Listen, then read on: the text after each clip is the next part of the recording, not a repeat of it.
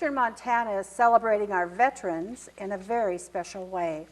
Welcome to Let's Talk About It. I'm Dorothy Sturlaugson. My guest today is Pamela Harr. She is a local artist and sculptor. Pam, thanks so much for joining us.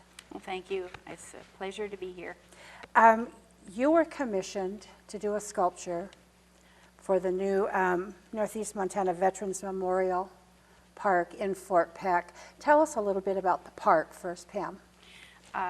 The park is located about a block from the Summer Theater in the town of Fort Peck, and it is, they built it where the old parade ground used to be for the Corps of Engineers, and when the dam was being built. And so it's a big undertaking, and the board of directors and the people involved have raised over $1 million to build this park. Do you know where the idea came from to honor our veterans? Steve Page and Tom Markle and several other people have been talking about that there was no significant memorial to honor veterans in this part of Montana. And 7 years ago, they started investigating and making some plans, and that's when they came to visit Harvey and I and see if we would come up with some ideas for sculptures for the park. And of course you did. Mm-hmm. The idea you came up with was called the Bugler? Uh-huh. I had researched a lot of different memorials around the country to see what there was, and I could not find any sculptures of buglers. And so I proposed that, Harvey and I did, and they liked the idea of the bugler, and I called it Taps. That was the title of it. And in my search for authenticity, I got in touch with the bugler Yari Villanueva, who was the bugler at Arlington for 26 years. And he gave me a lot of insight into details about bugling. And then I had several people that gave me some ideas here in town, and Brad Seifert, I asked him if he would model because he's a bugler and he's in the Air Force, and while he was over in Guam, posted there flying B-52s, his folks sent him his uniforms, and he had somebody take his picture of him bugling, and I used him as a model for the sculpture. The hands are someone else, though, on the bugler, right? Yeah, when I got to the part to sculpt the hands, Harvey would always said that Dr. Abe's hands were the biggest hands he had ever seen. And Dr. Abe, who has been our veterinarian here in Glendive for many, many years, he was at the VA, and I took a bugle over, and he sat there and held that bugle in his hand, and he was just so sweet. And I just sat there and sculpted his hands holding the bugle, and that's what I used for the hands on it. And that must have meant a lot to him. It did, and it meant a lot to me. A side story, Pam. Dr. Abe did some sculpting himself for a few years. How did that come about?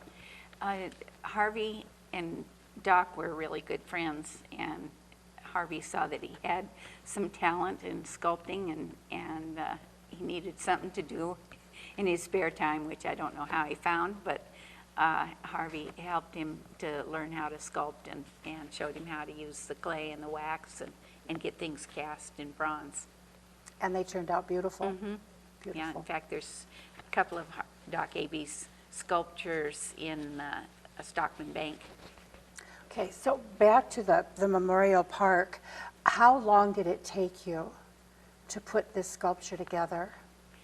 I started once I had the idea, I did 2 sizes of small models. I did a 6-inch tall soldier, and in both dress uniform and in fatigues, and just to see which one they liked best. And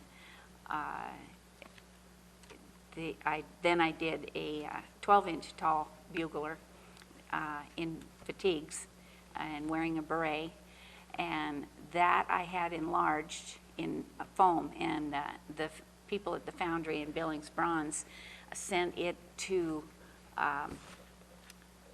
Canada to a company that uses lasers and computers to measure and enlarge the small one into a soldier that was 6'6" in foam. And when I got that back, then last December I started applying the clay and sculpting all the details of the soldier. And eventually, when I got that done, then the people from the foundry came over, Cal and Rainey Polson, and they made molds of the sculpture. There were, I think, 26 molds made of each section of that soldier. And they took the molds back to the foundry and then cast that into bronze. So it's a very time-consuming, multifaceted project. So when you got it back, what did you have to do with it then, when you got the pieces back? Did you put them together? No, the foundry, the sculpture weighs about 250 pounds, and they, after they cast it, they weld it all together, and then they sandblast it and apply different chemicals to color it and oxidize it to the color that we want. And they apply a black potash that while the bronze is hot, and then they scrub that off and hose it down, and then they apply a chemical that oxidizes it, a brown, kind of a coppery look, and then they buff off different parts of it, and then they finish it with wax and polish it, and then it's ready to go. And the people came and picked it up that were putting the memorial together, and hauled it up in the back of their pickup truck, and got it set up there at the memorial. So let's talk a little bit about the park. Why did they think it was necessary to put in a veterans park in eastern Montana? I think just because there isn't a significant memorial in this part of Montana, and they just felt there was a really big need for it. And one of the things that they mentioned during the dedication is that Montana has contributed more soldiers per capita than any other state in the nation.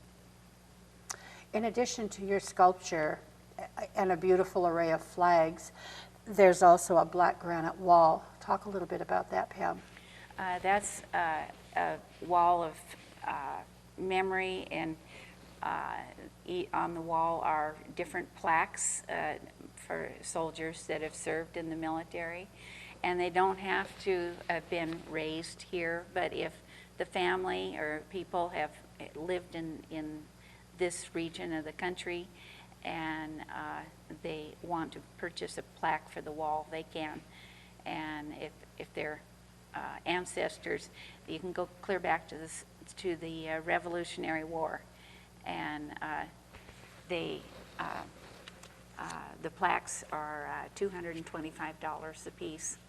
And I bought 3, one for my first husband who was killed in Vietnam, Gary Harr, and one for Harvey Ratty, and one for my son-in-law, Chris Robar. So what all is put on the tiles, Pam? What kind of information? It's the person's name and the branch of service is And what's on it. this is part of the fundraising efforts to continue in the park?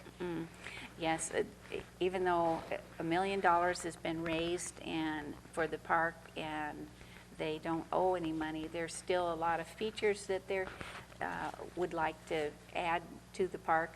The restrooms and parking, the maybe a water feature, a special wall for killed in action soldiers, and just a lot of other little things that will go with it. The city of Fort Peck has agreed to maintain the lawns and that type of thing. They have an agreement with them. So the wall then, what if they run out of tile space on it? They have sold about 1,300 tiles so far, and they have room for 3,600 tiles. And if they run out of space, they'll put up more wall. Is the memorial finished then, aside from possible future tiles? Basically, the memorial is complete. The groundbreaking was 2 years ago, and all of the landscaping has been put in, and all the concrete work is done, and the sculptures are in, and it's just absolutely beautiful to go there. It is so emotional and moving. And you said sculptures. You did the taps, but you also did another sculpture that's presented Yes, there. I did a sculpture of a flag-draped casket, and it is life-size also, and it is presented under the tower replica of the Fort Peck Dam. And the soldier is 45 regulation paces away from the casket. And when I started the casket, Tyler Schilla actually brought me a real casket and put it in my shop, and I sculpted the flag over the top of the casket. And I used a real flag to lay on the clay and mark where I wanted the stars and the stripes and all that. And then I took that off and then made a little mold for the stars. And from that mold, I'd press hot clay into that and then peel those little stars out and put them on where I had marked that they should go, and I'd work them into the clay and just did things like that. And then when the people from the foundry, they came over and made molds of the casket, and they coated it with a mold release, and they pushed metal shims into different sections of it to divide the molds. And so the basic casket had 4 different molds, and each corner had a mold. They cut off the corners and made separate molds of those. And then they coated it with rubber, and then with a layer of fiberglass that firms up the rubber. And then where the shims divided it, they could lift all those molds off, and then they took those back to Billings and cast that into bronze. And that ended up, they had to pour it a little thicker because it's a challenge to pour something that long and that big and flat without it warping. And so they got that all cast, and then I went up there and they did the patina on that, and they colored it black and then scrubbed it and then put the red and the blue on, and then they used buffing wheels and buffed off the stars and the white stripes back to the natural color of the bronze for the finished sculpture. And it ended up weighing about 600 pounds, and they transported that. They didn't throw that in the back of a pickup. That was a big job for them, but they got that installed just 2 days before the memorial, and it's probably the best part of the whole memorial is seeing the flag. Is that the largest sculpture you've ever done? Yes, Yeah, Harvey and I did one memorial in Bozeman of a man sitting next to a lion who was international president of Lions Club, and some life-size animals for the Bozeman airport and all. But this has been so much fun to work so big, because I'm used to working little tiny things. Definitely. So the dedication of the park was on July 4th, and you, of course, were there. Can you take us a little bit through the dedication and what happened? Well, when I got there, it was a beautiful day, and we walked around the park, and quite a few people from Bozeman came up for the dedication, and many World War II veterans were there, and they had their place of honor in the front row of the crowd, and I was on the stage, and so I got a few good pictures of the crowd, and they introduced me. I didn't have to say anything, though. It was pretty emotional. But one scene that I just touched my heart so much was of Ernie Schultz, who from Wolf Point, who was praying on the casket, and he said that he had lost a couple of his friends in Vietnam, and so I feel like it really has magnified what people have gone through serving in the military. A lot of emotion evolved that day and probably years to come, Pam. About how many people came, do you suspect? I think somewhere between 700 and 1,000 people came for the dedication. So. Any future plans for that park? There, other than they would really like to add more things to it, just to make it a great destination for people to go and possibly, they need restrooms and maybe a water feature, a place, maybe a museum, just all kinds of things that they want to continue.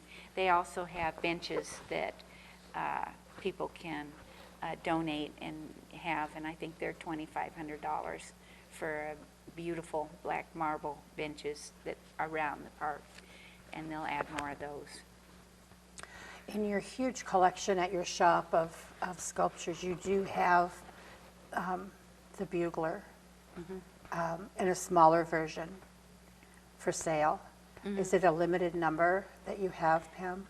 Yes, it is, and they are, I have both sizes, and a lot of people have gotten them for memorials for different things, and the 12-inch tall bugler with the flag with it is $3,600, and then the smaller one is around $1,000 for that one. And I have them in both dress uniform and in fatigues. And when they sell out, will you make more? No, they're limited edition, so then I won't make any more. I'll just break the molds. Which will break your heart. Oh. You obviously have a special place in your heart for veterans and serving our country and so forth. Do you have any other projects in the future that concern veterans? I have enjoyed this project so much that I have a lot of ideas for making more tributes to veterans, and I'm doing a bugler that I've changed a little bit that will go at the veterans home here in Glendive, and it'll be out in front, and it'll be life-size also. And then I've also been in touch with Oregon State University, and they're working on a memorial, and that's where my first husband and I met in college. And I've also contacted his hometown about doing a memorial there. And the University of Iowa, they have a tremendous support for veterans and veterans' families. So I've kind of put out my feelers in that direction. And I'd like to do some other sculptures of just some things around town.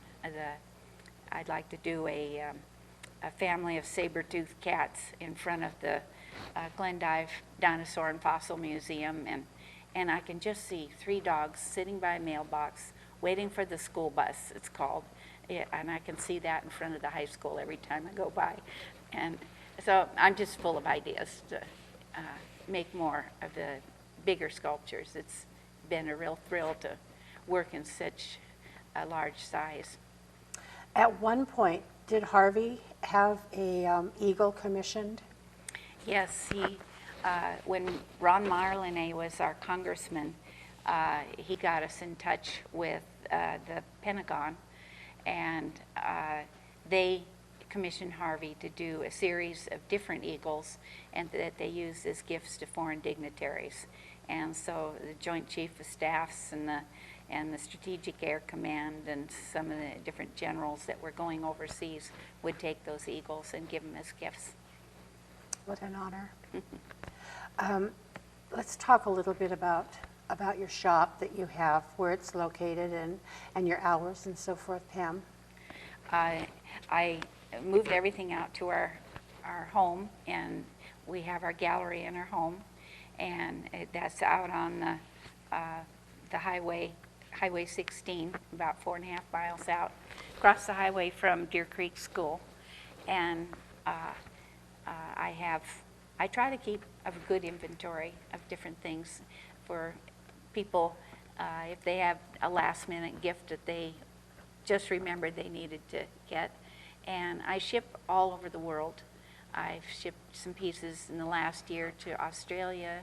I shipped one to Nova Scotia of an Angus sculpture for a gift, and several to Canada and to Germany. So Harvey was such an incredible man. We all loved him. His technique or his sculpting was a little bit different than yours as far as ideas. Is that correct? Yeah, he was more the cowboy, and he did a lot of cowboy and Indian sculptures, and then he liked to do any kind of wildlife and birds. I never was all that good at birds. And he could just sit there and sculpt while I was cooking dinner or chasing kids, and nothing seemed to bother him. He could just crank out those little miniatures and big things too. And I used to be a physical therapist, and I love making sculptures of children and pioneer women, and I did a whole series of pioneer women, and I was inducted into the Cowgirl Hall of Fame for my sculptures of women. Did you sculpt before you met Harvey? Yes. I started doing a little sculpture in college. Well, more just drawing, but I never thought that I would be an artist. I liked being a physical therapist. And after my first husband was killed in Vietnam, I thought, well, maybe I'll just take some classes in how to make bronzes and cast them into bronze. And so I'd been a sculptor for about 3 or 4 years before I met Harvey at the Charlie Russell Art Show in Great Falls. And the first time I met him, I thought, I just fell in love with him, and I thought, oh, this is crazy. I lived out in Oregon, and I thought, no, I can't just go chasing somebody, meeting him just one time at an art show. But the next year, when I went back to the same show, I thought, boy, if that Harvey Ratty isn't married, I'm going to chase him. And I did. And I caught him. Or he caught you when Yeah. you weren't looking. And the rest is history. Mm-hmm. Before you moved to Glendive, though, you were in Bozeman. What prompted your move to eastern Montana? Well, we'd been in Bozeman for about 25 years, and we had our own foundry and 6 employees, and we'd adopted 5 kids, and it just, we kept coming back to Glendive year after year, having shows here. And when we first got married in 1977, we almost moved here then, and then we decided to stay there and build our foundry, but we just kept coming back, and finally we decided we would just move. And so 20 years ago, or 22 years ago now, we bought our place out on Sydney Highway, and moved over here and ran away from all of our employees and work and all of that, and kind of left the casting part to a commercial foundry. But still, I made all our molds, and we did all our own sculpting and all our finishing. Harvey did all the welding, and I did all the patinas on our work. And while I stayed home and enjoyed our beautiful little ranch, Harvey'd jump in the pickup, go down the road, and go to shows and sell a lot. And now with the internet, I sell a lot more on our website. And our website is bridgerbronze.com. And that's been enabled us to be at home more, and not have to go to so many shows. Pam, thank you for sharing today. Congratulations on the Fort Peck sculptures, both Thank of you. them, and the ones that you have for those of us who want that in our homes. And good luck on your future projects. Well, thank you. Thanks for coming today. You're a very special, special lady. Thank you. My guest today on Let's Talk About It, Pamela Harr. She is a sculptor beyond belief. For Let's Talk About It, I'm Dorothy Sturlaugson. Thank you for joining us.